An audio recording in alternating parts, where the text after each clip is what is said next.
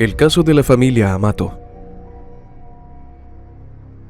Hola a todos, mi nombre es Carlos. Bienvenidos a Crónica Criminal. En este canal te narraré los sucesos que más han impactado al mundo. Antes de empezar, te recuerdo que te suscribas y dejes un me gusta a este video para que pueda seguir trayéndote el mejor contenido de criminalística. Comencemos. Cuando Chad Robert Amato y Margaret Ann Wade se conocieron, supieron que eran el uno para el otro.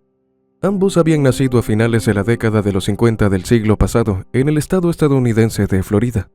Las líneas de sus vidas coincidieron a mediados de los años 80, cuando ya los dos se hallaban enrumbados en el aspecto profesional, él como farmacéutico clínico y ella como gerente senior de operaciones. Todo lo contrario ocurría en el aspecto amoroso, en el cual las cosas no habían marchado nada bien para ellos. En cuanto a Margaret, tenía un hijo de 3 años llamado Jason, producto de una relación anterior. Mientras que Chad, cruzado el umbral de los 30 años, soñaba con conocer a la mujer indicada para formar un hogar. Tras el primer encuentro, supo que era junto a Margaret que anhelaba vivir el resto de sus días. Así las cosas, la pareja contrajo matrimonio el 11 de abril de 1987 y desde ese momento, Chad adoptó oficialmente a Jason como su hijo. Luego, el 22 de septiembre de ese mismo año, los felices esposos dieron la bienvenida a su primer hijo juntos, al que dieron por nombre Cody Winston Amato. 2 años más tarde, el 20 de mayo de 1989, la familia se completó con el nacimiento de Grant Chernan Amato. Casi en simultáneo, decididos a darles a sus 3 hijos la mejor infancia y a la larga también el mejor futuro posible, el matrimonio compró un amplio terreno en Chuluota, en el condado de Seminole, dentro del mismo estado de Florida. Luego construyeron allí la casa familiar, donde cada uno de los chicos tenía su propia habitación y aparte un área de juegos. Aunque los 3 se llevaban de maravillas, la poca diferencia de edad entre Cody y Grant volvió a estos dos inseparables, dando lugar a la hermosa dinámica de hermano mayor y menor, en el que uno protegía al otro, que a su vez lo imitaba y lo admiraba. Por su parte, si bien amaba a sus 3 hijos por igual, un rinconcito del corazón de Margaret le pertenecía a los caballos, que eran su pasión y su pasatiempo favorito. Pero no solo disfrutaba de montarlos, sino que sentía una imperativa necesidad de proteger a aquellos ejemplares que estaban enfermos o que habían sido abandonados. En aquel entorno privilegiado y sobre todo rodeados no solo por el amor de sus padres, sino también por el de su familia extendida, que incluía muchos tíos y primos, la infancia de Jason, Cody y Grant transcurrió apacible y sin contratiempos. Luego, al culminar la educación primaria, Grant y Cody fueron juntos a la escuela secundaria Timber Creek, donde a la larga ambos se unieron al equipo de levantamiento de pesas. En cuanto a Jason, a medida que se acercaba el periodo de decidir sobre su futuro profesional, fue teniendo en claro que quería independizarse y, por ende, mudarse del hogar familiar, tal como ocurrió llegado el momento. En cambio, una vez finalizada la secundaria, sus hermanos menores no solo permanecieron junto a sus padres, sino que tanto Cody como Grant resolvieron asistir a la escuela de enfermería de la Universidad de Florida Central. Así, se mantuvieron siempre cerca de casa. Fue más o menos por esa época que Margaret tomó la costumbre casi diaria de ir en bicicleta desde su casa hasta un lugar cercano que le producía fascinación. Se trataba de Miracle Lane, una granja y también establo, propiedad de Sherry Brabennick, quien además llevaba adelante el rescate de ejemplares de granja y de compañía. Cierto día, Margaret notó la presencia de una yegua de pelaje marrón deambulando por su patio rural y, al acercarse, constató que se trataba de un antiguo ejemplar de carreras caído en desgracia. Tras alimentarla, decidió llamarla Lady y, posteriormente, la llevó al refugio de Sherry para que recibiera los cuidados necesarios. De ahí en más, trabajó incansablemente junto a Sherry por la rehabilitación de la yegua y, aunque fue atacada varias veces por Lady mientras la entrenaba, ella se mantuvo firme en su compromiso de montarla. Alguien que fue testigo de aquel tesón y entrega de Margaret a semejante misión, que parecía ser en vano, fue su vecina Jewel Tiben. En una entrevista posterior, Jewel relató que, en principio, pensó que los esfuerzos no darían resultado, pero eligió guardarse su opinión, y esa fue una buena decisión, porque habría tenido que tragarse sus palabras. Y es que, finalmente, gracias a que Margaret nunca se dio por vencida, entre la yegua Lady y ella se desarrolló una relación maravillosa. Algo después, cuando Lady llegó al final de su vida, Margaret continuó yendo con regularidad a los establos de Miracle Lane para cepillar, entrenar y estar con los otros caballos de Sherry. Entretanto, tras graduarse en sus estudios de tercer nivel, sus hijos se inscribieron para cursar una especialización que los llevaría a convertirse en enfermeros anestesistas. Para sorpresa de todos, Grant abandonó el programa tras reprobar varias materias. Y finalmente fue Cody el único en completar con éxito la escuela de anestesiología. De hecho, para esa época, ambos hermanos empezaron a diferenciarse levemente, por estar uno mucho más encaminado con su futuro profesional en orden y una relación amorosa estable, mientras que el otro parecía dar tumbos y andar por la vida sin demasiadas certezas ni seguridad en lo que quería. Por eso, cuando Grant pudo encontrar trabajo como enfermero, su familia experimentó un gran alivio. Después de todo, aquel bache podría ser atribuido a una pérdida de horizonte temporal, muy probablemente a causa de su juventud e inexperiencia. Pero en junio de 2018, Chad y Margaret experimentaron de nuevo una profunda pesadumbre, cuando les informaron que Grant quedó bajo arresto tras ser acusado de robar y administrar medicamentos de manera inadecuada a un paciente. Y por supuesto, como era de esperar, perdió el empleo.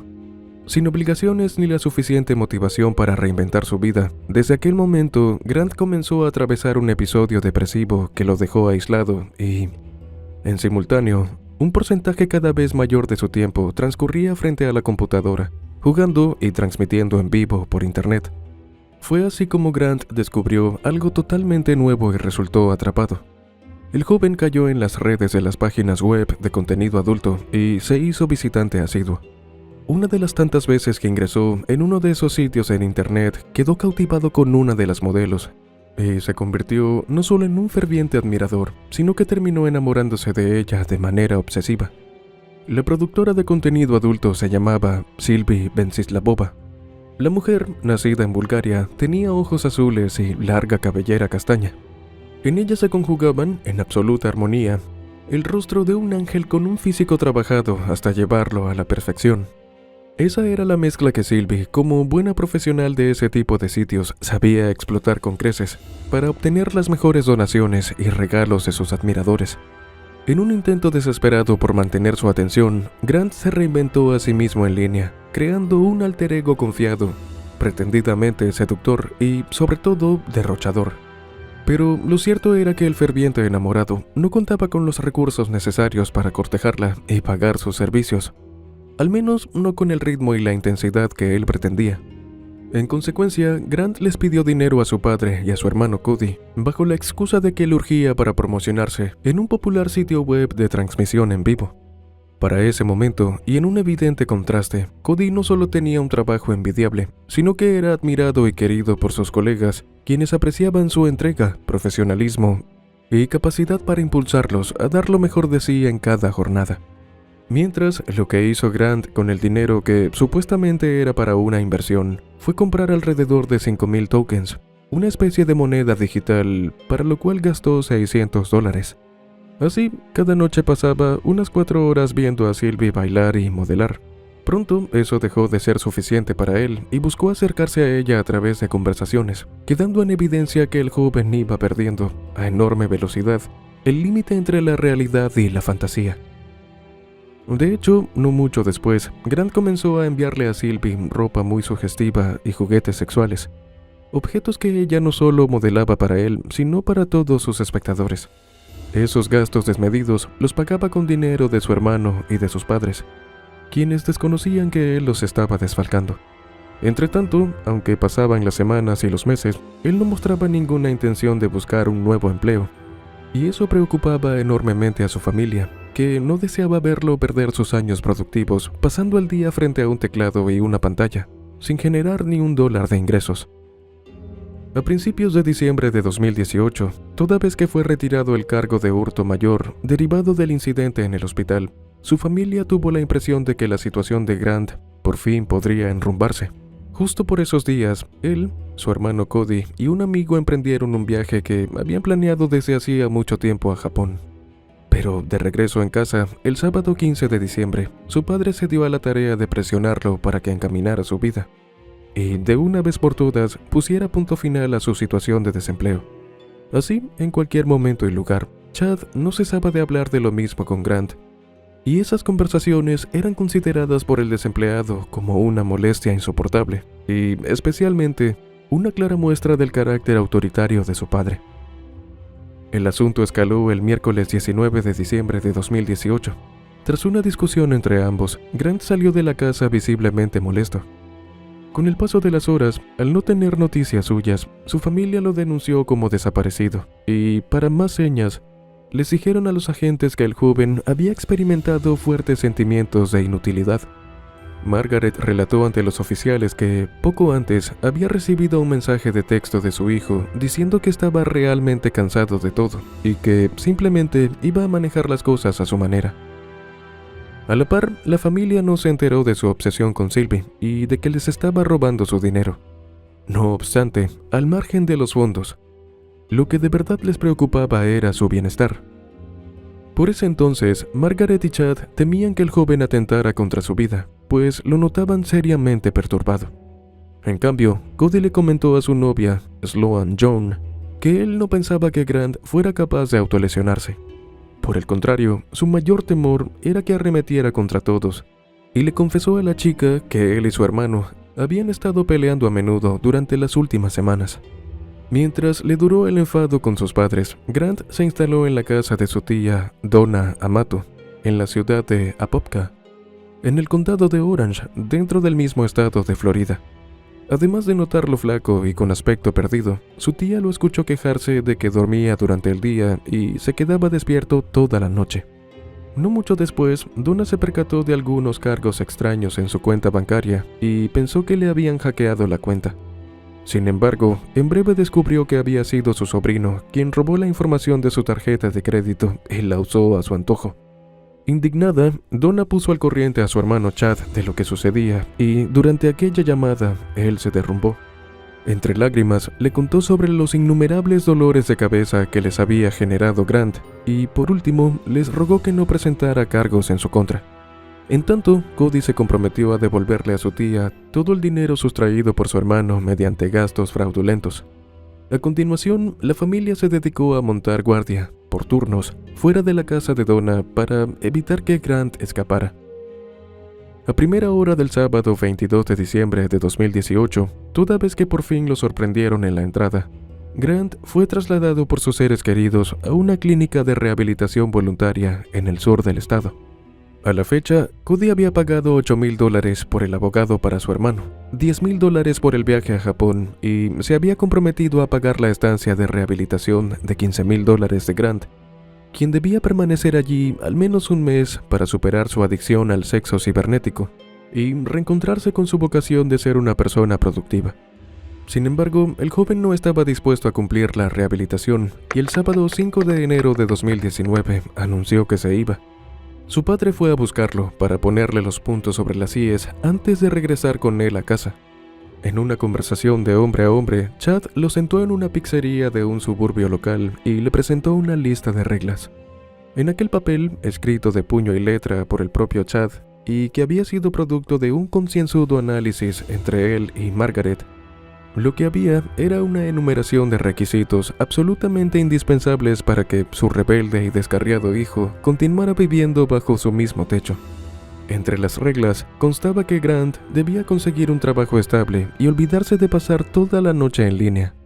De hecho, sus padres habían resuelto cortarle el servicio telefónico y dejar de hacerse cargo de sus deudas. También le exigían ir a terapia porque, tal y como le dejó en claro Chad en ese diálogo, no tolerarían más abusos de su parte. Para finalizar, al tiempo que le rogaba que se tomara en serio las advertencias, el hombre fue enfático en el último, pero no menos importante requisito de la lista. Quedaba prohibido volver a comunicarse con Sylvie, o, en caso contrario, podía dar por sentado que lo echarían de casa. Porque si en algo estaban de acuerdo todos, era en que Grant había elegido a una extraña, físicamente inexistente, en lugar de a su propia familia.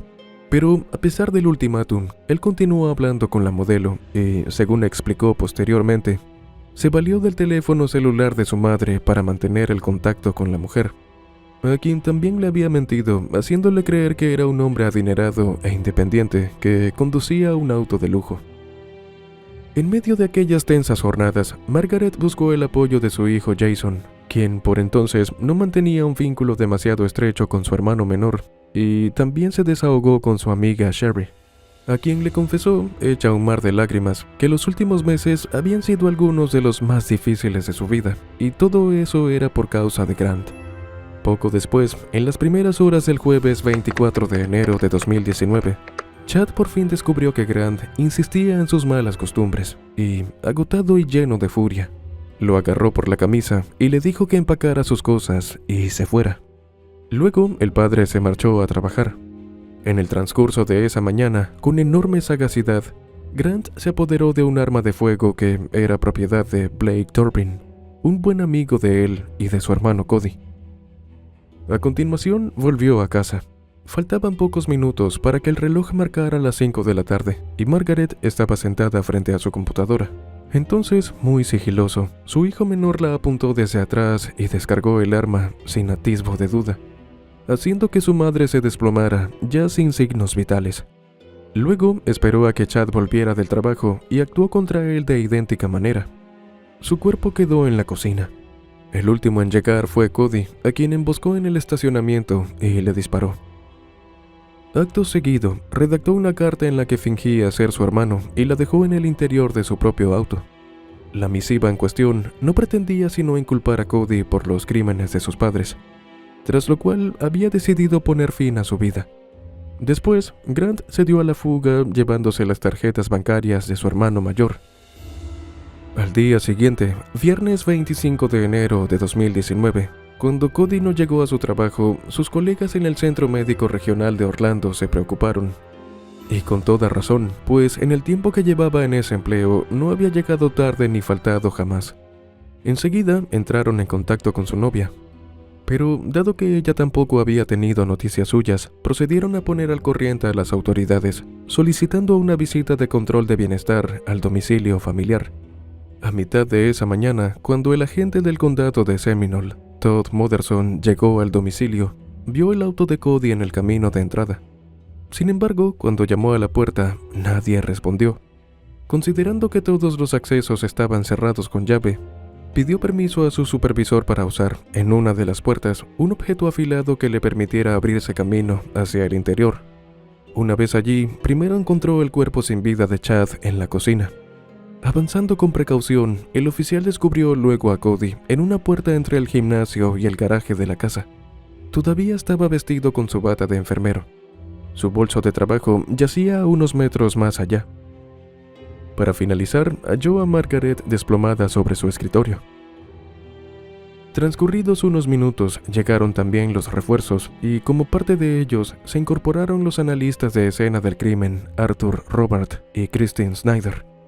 Fueron ellos quienes encontraron en el auto de Grant una nota que parecía haber sido escrita por Cody, rogándole a su hermano menor que regresara, bajo la promesa de hacerse cargo de todos sus problemas. Ese mismo viernes 25 de enero de 2019, la oficina del alguacil emitió un comunicado de prensa diciendo que no creían que los crímenes hubiesen sido resultado de un acto aleatorio. Por el contrario, las autoridades hicieron saber a la población que estaban buscando a una persona de interés. Suministraron los datos de Grant, de 29 años, agregando que no se descartaba que estuviera armado, e incluso se le consideraba peligroso. Por ende, cualquiera que lo viera debía comunicarse inmediatamente con los servicios de emergencia. Al día siguiente, sábado 26 de enero de 2019, alrededor de las 7:45 de la mañana, Grant fue encontrado en un hotel en el condado de Orange. En principio, quedó en detención investigativa. En la versión de los hechos que dio durante ese primer interrogatorio ante el agente Daniel Anderson y su compañera en funciones, él aseguró que se había marchado de casa enseguida que su padre se lo pidió y, por tanto, nada tenía que ver con lo sucedido. Asimismo, a fin de dar mayor veracidad a su relato, agregó que el día anterior había estado ocupado en entrevistas laborales.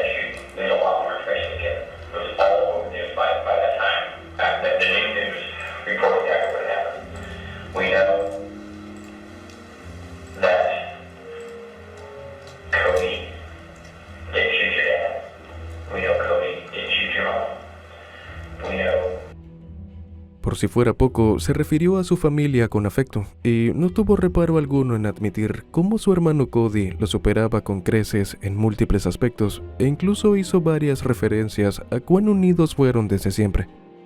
He was. Okay. He broke a number of school records. I think he was like the 129 weight class. I was the 119 weight class. But he was definitely stronger in high school. And then, but yeah, we were close. I mean, like bonded, you know. El domingo, la oficina del alguacil comunicó a la prensa que Grant no solo estaba cooperando con la investigación, sino que había recuperado su libertad. Sin embargo, pronto la evidencia en su contra se reveló abrumadora, de modo que, pasado el mediodía del lunes 28 de enero de 2019, volvió a quedar bajo arresto, y esta vez fue acusado de 3 cargos de asesinato premeditado en primer grado. Tras comparecer ante el tribunal, a Grant le fue negado el beneficio de la fianza. En esa oportunidad, Jeff Doughty, el abogado defensor designado por el tribunal, manifestó que su cliente se declaraba inocente de todos los cargos. Durante esa misma audiencia, mientras le mostraban fotografías de la escena del crimen, le preguntaron acerca de los sentimientos que le generaban aquellas imágenes. Entonces, mostrándose casi indiferente, dio una respuesta que dejó en evidencia qué clase de hombre estaba sentado en el banquillo.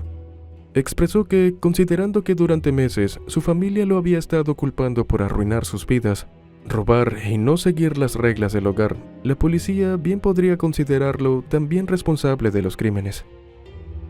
En el transcurso de la investigación, mientras esperaban el inicio del juicio, las autoridades hallaron en la computadora del sospechoso fotografías de tarjetas de crédito pertenecientes a su abuela, Gloria Amato, a su tío Troy Amato y a uno de sus primos. Eso era un indicador de que también a ellos les había hecho cargos fraudulentos para complacer a la mujer que le obsesionaba. Los datos de su teléfono celular y los movimientos efectuados a las cuentas de sus padres y de su hermano también fueron lo suficientemente elocuentes, revelando las obvias contradicciones en su historia. Asimismo, quedó expuesta a la realidad de la supuesta carta en la que Cody se responsabilizaba de los hechos.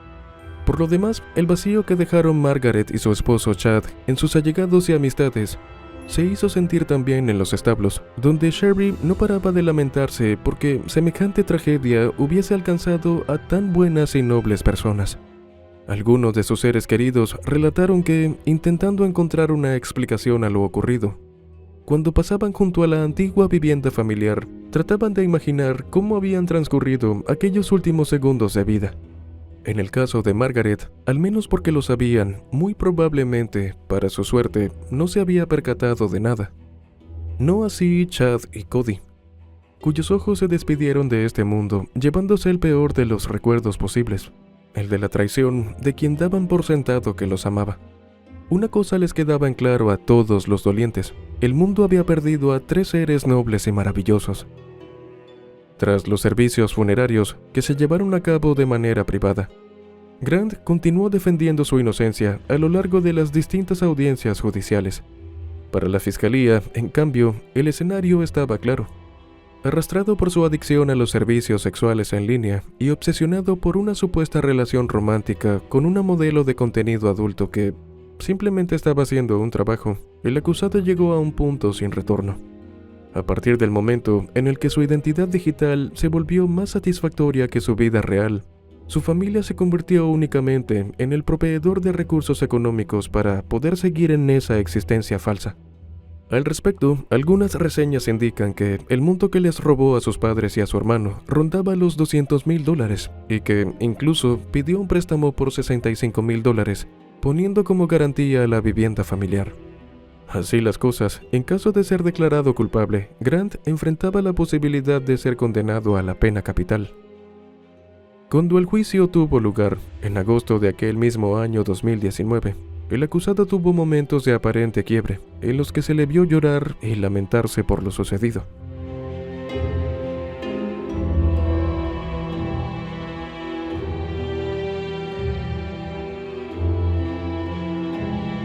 No obstante, el jurado no halló demasiados inconvenientes para declararlo culpable por unanimidad. En lo que no lograron llegar a una concordancia absoluta fue en cuanto a la aplicación de la pena capital, y se desestimó. Llegado el día de la audiencia de sentencia, ocurrió un momento conmovedor, cuando el único sobreviviente, Jason Amato, el hijo mayor de Margaret, habló en la corte para describir su enorme tragedia al ofrecer su declaración de impacto de la víctima. Jason, quien se había independizado años antes y mantuvo cierta distancia del menor de sus hermanos, señaló que era difícil pasar por el proceso de duelo cuando había múltiples pérdidas e incertidumbre en el futuro.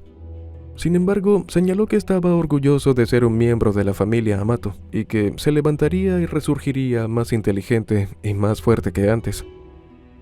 Finalmente, Grant Chernan Amato fue condenado a 3 cadenas perpetuas sin posibilidad de libertad condicional por los crímenes cometidos en contra de su padre, Chad Robert Amato, su madre, Margaret Ann Wade Amato, y su hermano, Cody Winston Amato.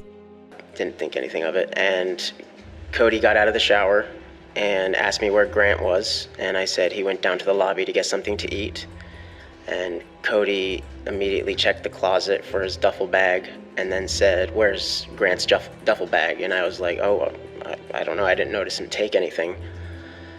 And so Cody left me at the hotel for more than 2 hours. I was just kind of sitting in the lobby while he went to find. Apenas escuchó cuál era su destino, Grant permaneció incólume, de pie, serio y sin derramar ni una lágrima.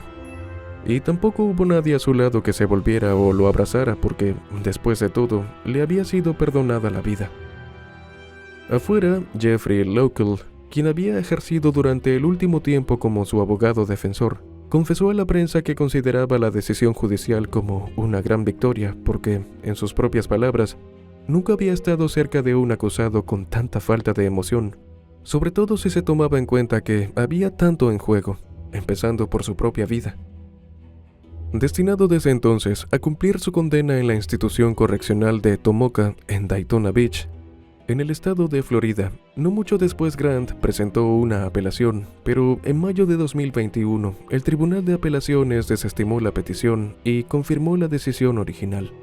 Algún tiempo más tarde, con el cierre que le proporcionó el proceso judicial, pero también cuando el dolor se hizo más llevadero, Sharvey se ocupó de rendir homenaje a su buena amiga y colaboradora en los establos con un pequeño gesto, una placa a la entrada del recinto.